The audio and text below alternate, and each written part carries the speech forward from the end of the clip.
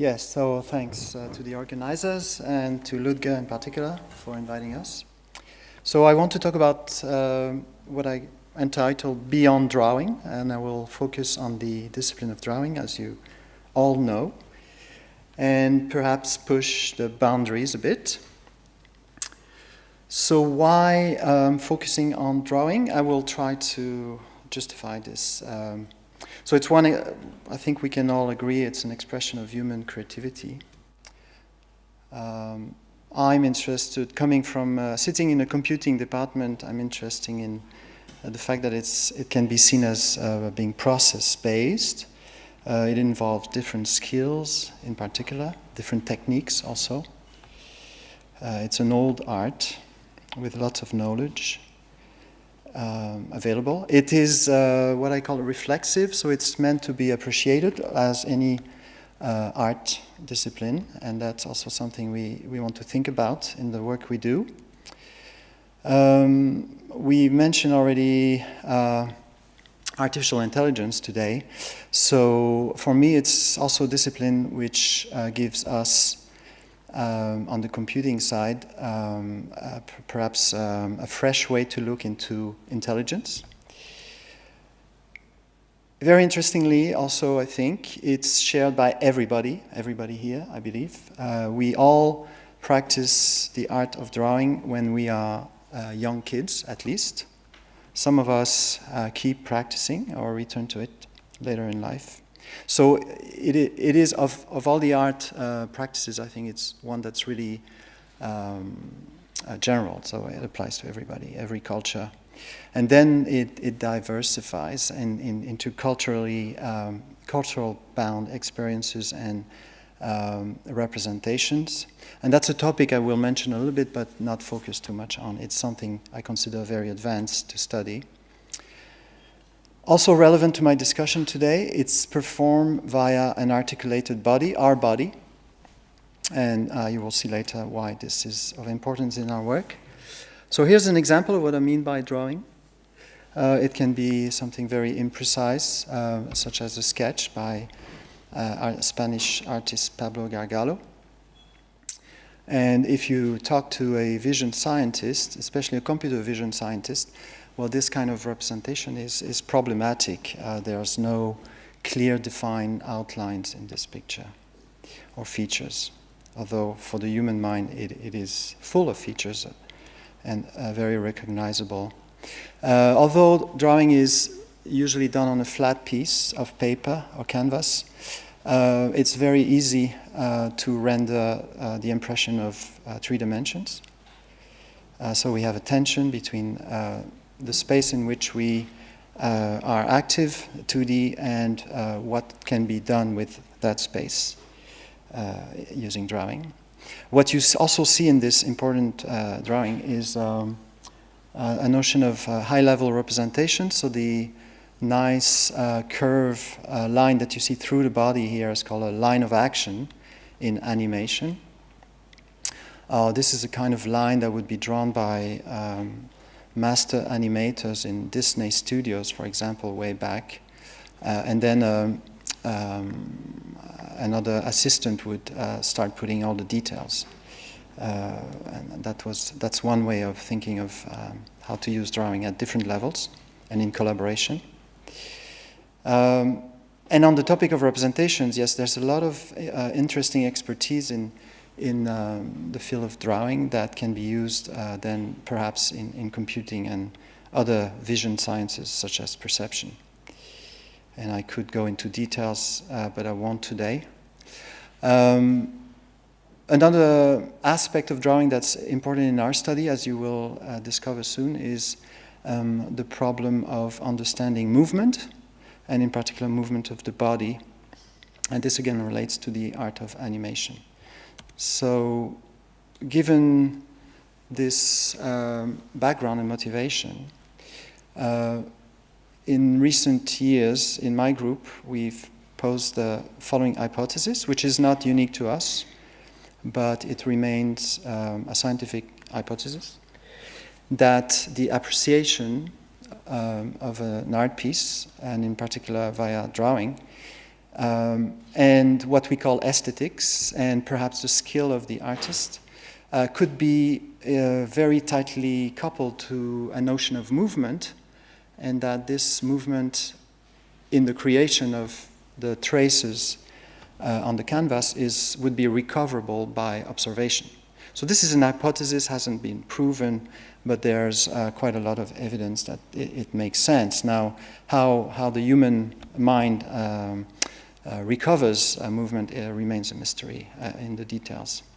And just to give you a feel for what I mean here, here's an example in calligraphy where a letter representation has been deformed, but also a sense of motion of how it was created might be recoverable. We may argue about that, but we can do tests with people in the field of perception in particular. I will specialize later my application of this hypothesis and its exploration, in particular in the context of graffiti tags. I'll say a lot more about that in a few minutes. Also, before I forget, we have in the exhibit space a piece by an artist, Daniel Berriot, with whom I work at Goldsmith, which will relate to graffiti. So you can also see some examples in the exhibit. So now I'm going more into the science side. What's the method that we follow?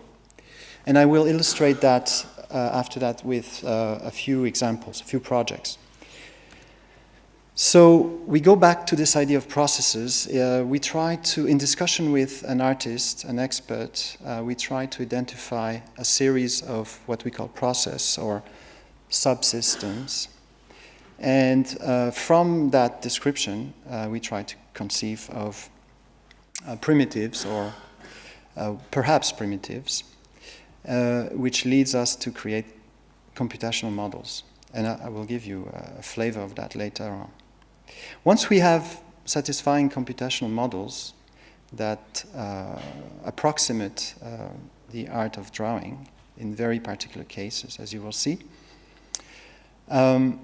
we think about how to transport these purely software-based systems used as sort of initial demonstration and think about how can you map those systems into embodied systems, such as via the art of robotics. Once we've reached that stage, we may be able to test our hypothesis, and this remains to be seen. So, speaking of articulated bodies, I want to say a little more about robots, which will have an impact later on.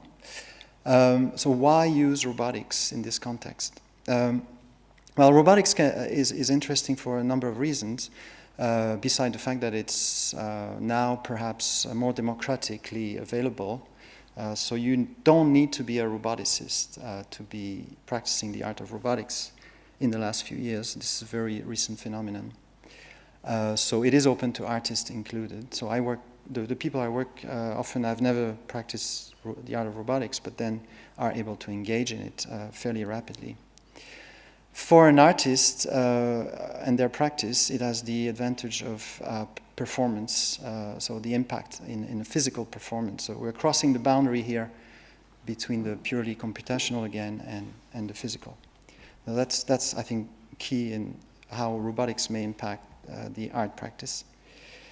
Again, more on with respect to the computer scientist, this time, the fact that you have to think about a physical system will impose constraints that would not be there otherwise. So if you conceive of a purely software-based system, you may take roots in the design of how the processes interact, which don't relate to a body. Once you have a body in place, it will orient your choices. I hope this is clear, but I'd be happy to discuss it later on. One aspect of having an embodied system is that you can introduce different types of uncertainties, in particular in the movement.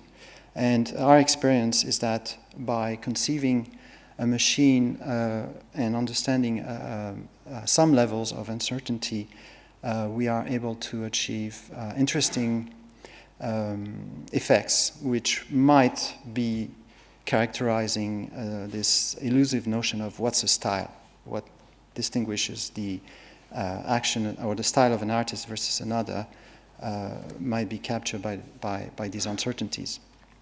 Again, happy to discuss this topic later on. On the robotic side, then we have to also to think, however, of aspects that otherwise we wouldn't perhaps not consider. We have to control now a new body, and we have to plan the movements. This is not a new idea, so there's a long history of building machines to draw, and here's some examples from the past and the present. So it goes back hundreds of years, and interestingly, perhaps one of the first true robot and true computer, maybe the writer and other machines by Pierre-Jacques Edros and his team, who was able to conceive of a machine that here in this case writes, signs, and has a number of programs. So it will have different performances. So an early take on merging the art of drawing with an embodiment. Now, to be more concrete, here's the first project I was involved in that really covers all these topics with a French artist, Patrick Tresset. In this case, you have an artist who was also a software programmer, so he has at least two sides to his skills and personality. And in 2009, we established a project called Icon. And this led to create this robot that you see in the image here called Paul the Robot. The art disciplines we focused on at the time was portraiture and sketch, the intersection of those two. The robot here is simply an articulated arm that manipulates a pen, and a camera eye that moves around and seeks faces and then observes the drawing. So when I was talking about this, to give you a feel for what I mean by processes and systems. So this is sort of a very high level description of what we're trying to achieve in discussion with the expert. Try to break down the thinking and the activity of performing a drawing into a number of subsystems, and then try to focus our work in some of these building blocks.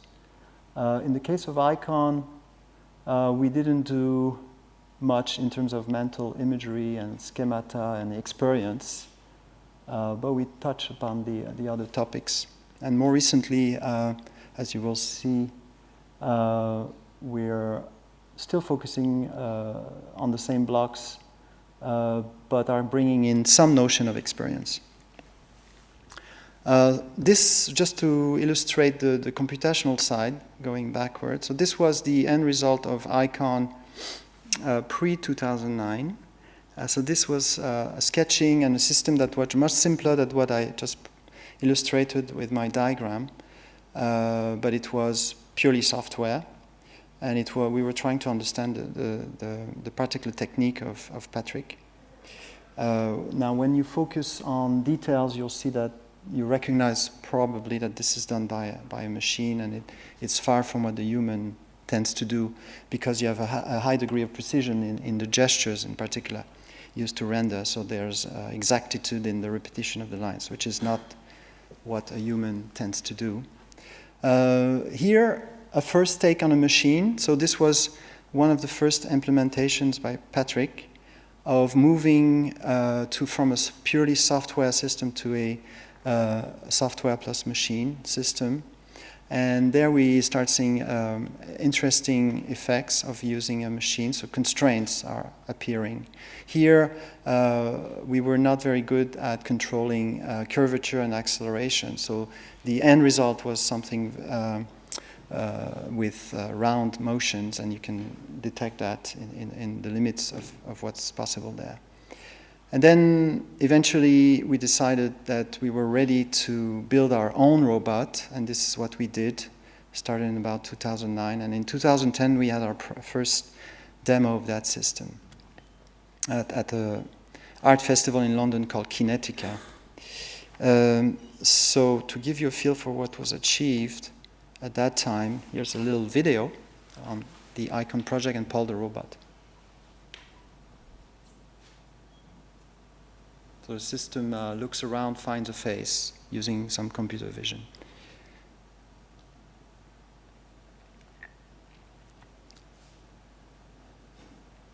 So missing there from the theatrical part is sound effects. So the robot, interestingly, makes all kinds of squeaky noises as it moves.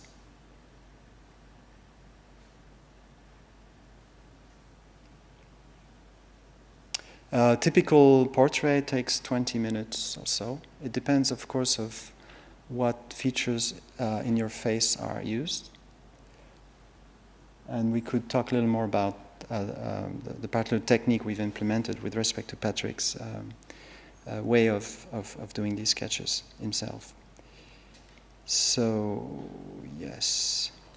Okay, so beyond that project, so you saw this project until about 2011, 2012. Then in the last year of our collaboration, Patrick and I, we started to look at one of the more difficult problems in our system view of the entire drawing activity, which is what we call visual feedback. So essentially when the eye of the camera or the eye of the artist is looking at what they're doing as they go along, and how this creates a loop and influences what you draw next. So that if you were to draw from even the same image, even from a photograph, you would never exactly draw the same portrait. So we have if you're interested, we have a paper, a technical paper that illustrates our first attempt to capture visual feedback in this way in 2013. So what happens after that is that Patrick decided to take the robot on the road, and he's been on the road since. So he's basically going around the world, being invited in all kinds of fairs, and he's redeveloped his artistic practice. He used to be a very active visual artist in the 90s, and he took some time off, obviously, and now he's back with Paul the robot. So I invite you, if you're interested, he might come even to ZKM perhaps next year. We can talk about that. So for me then, and thanks to that important collaboration, I met another artist later on, and then we decided to set up a sort of follow-up project and focus on a different discipline, this time graffiti, and focus on, here I said gesture, or the idea of movement, and this has been ongoing with Daniel Berriot again, which I mentioned, who is an Italian artist.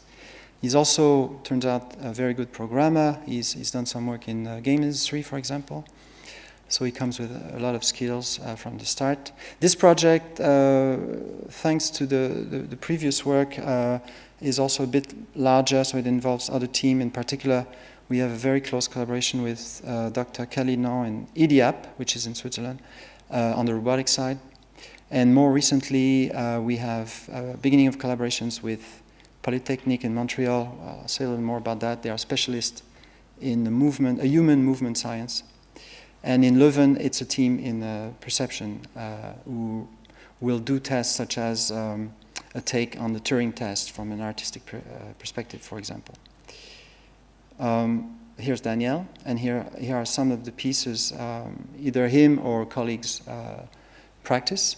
A very large graffiti, and there's a long history now of graffiti art, which I won't go into right away.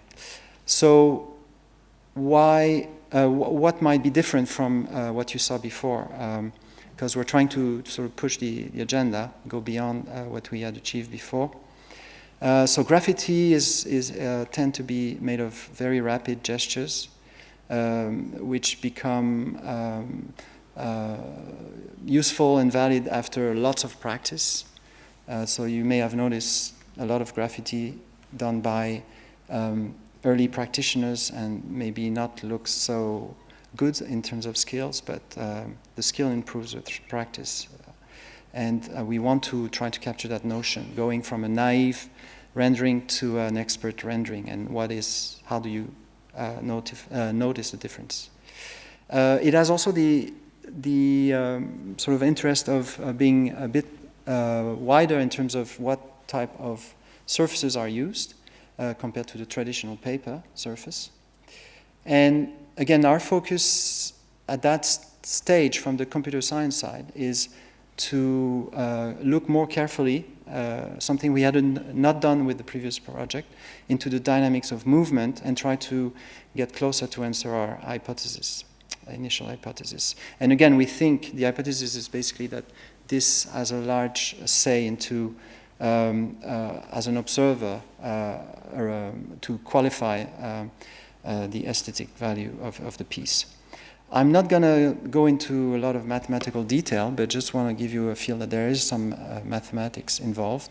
And these models, what's called here sigma log normal model, basically it's those little bell shapes that you see that are asymmetric there. That's the model we're calling sigma log normal.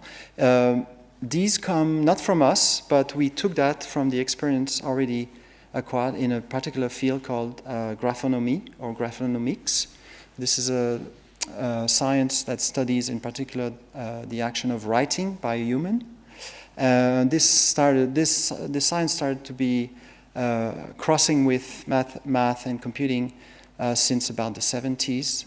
So there's actually a lot of knowledge available there.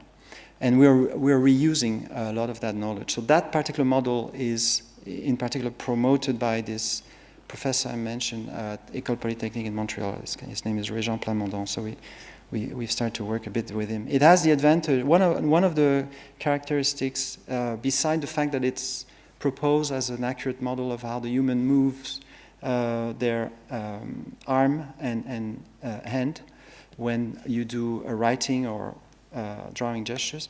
From a computational perspective, it's also very interesting to build an interface that allows you to manipulate the rendering. So here, by simply moving those bell shapes, you're able to, with the same initial target, so what I meant by that is if you look at the red lines, you have a series of 3 target points, a starting point, an intermediate point, and a final point. And by using this, by playing with the parameters available to you with that model, you're able to render different levels of smoothness in the motion. And you see that, and then interestingly, if you think of our hypothesis, you see that effect in the trace. So the trace here might be linked closely to the movement. And we have now a mathematical handle on that notion. So I think this little video will say a lot more about this and hopefully make things clearer. Actually, I think there is audio. Is this the audio? Right. Let's see if this works.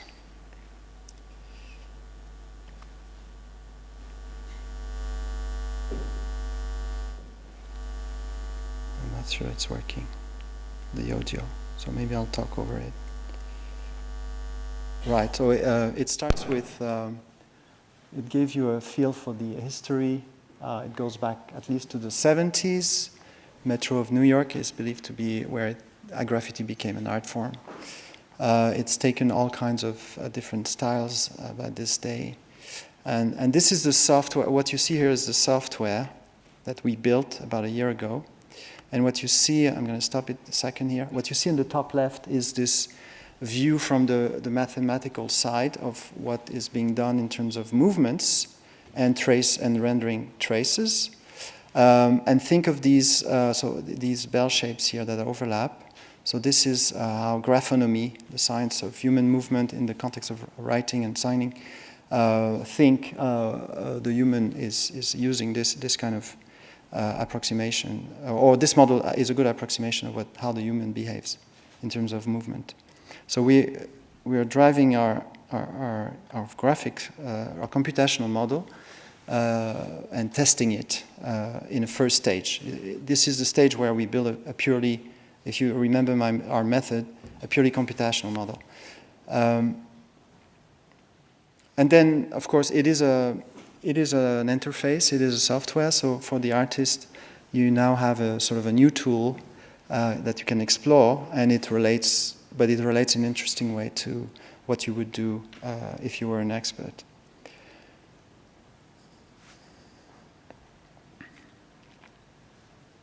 Right, and it can also be used to, so this is going towards the hypothesis, recover a trace and dynamics, so a sequence of information about movement, which should be reasonably close to what the human would do, the human expert.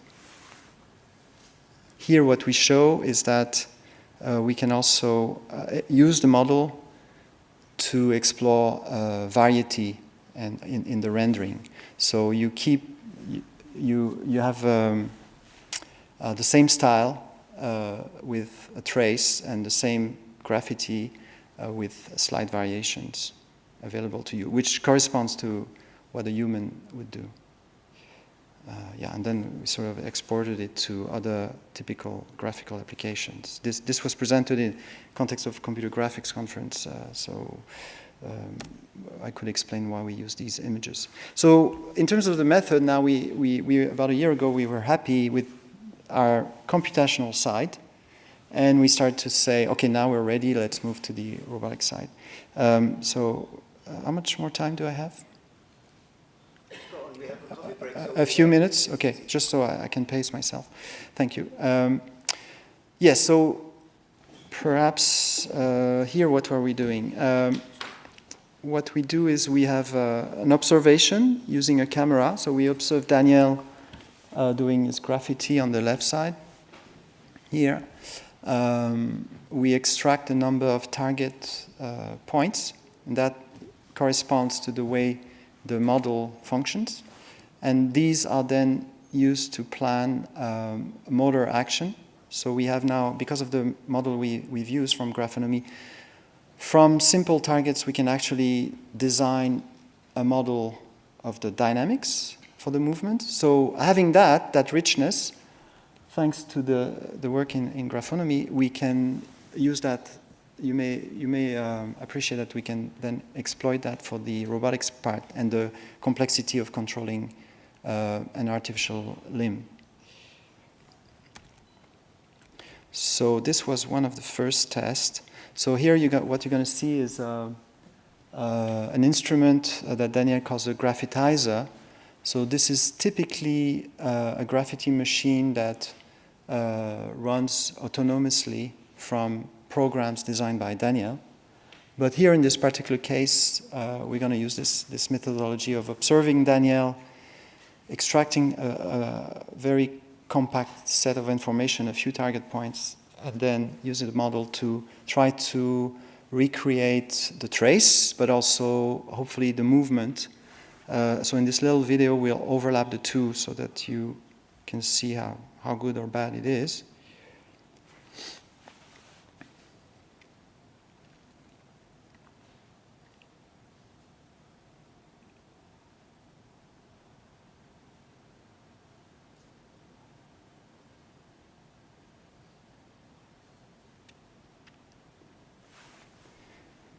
There, so it's not perfect, but we were happy that it was close enough.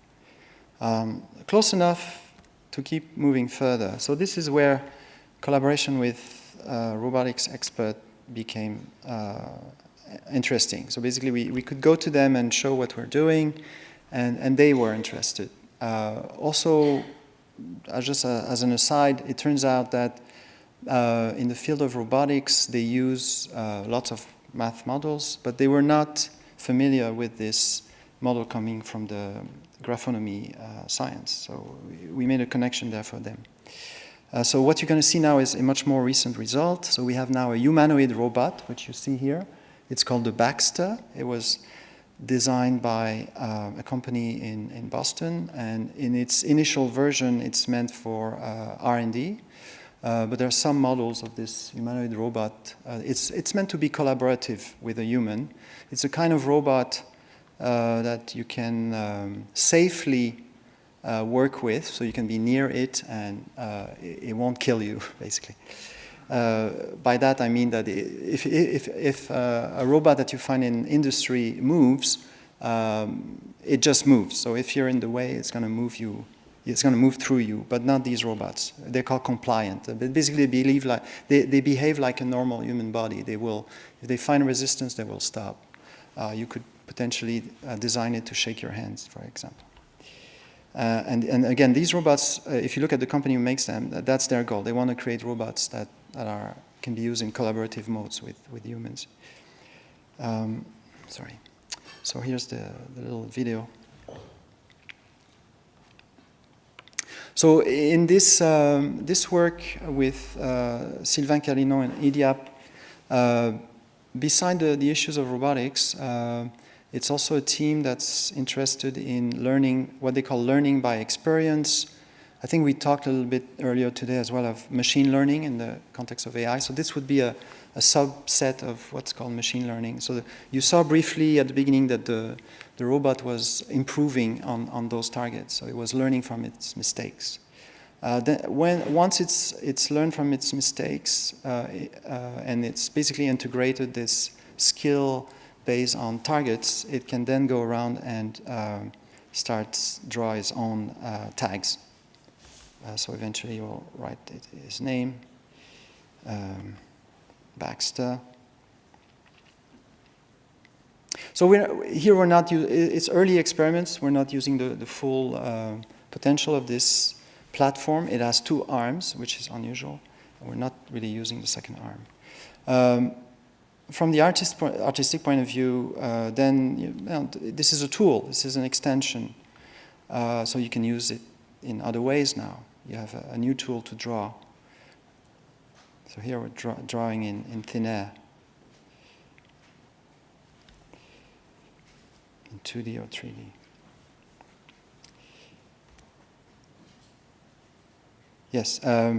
So I'm reaching my conclusion. I just want to say about this work here that in about 10 days we'll be chairing with Sylvain Carlinon, Daniel Berriot, and myself a workshop at IROS conference, which is one of the major robotics conferences.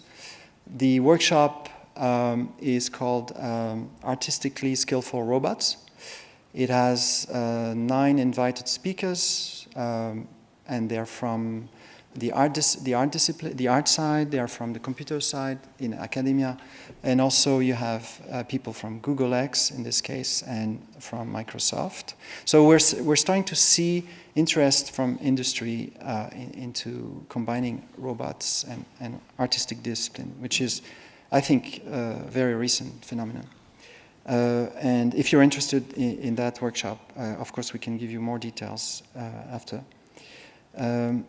And we're presenting also a technical paper at the conference which relates to the use of these sigma log normal models, which is a new take in robotics.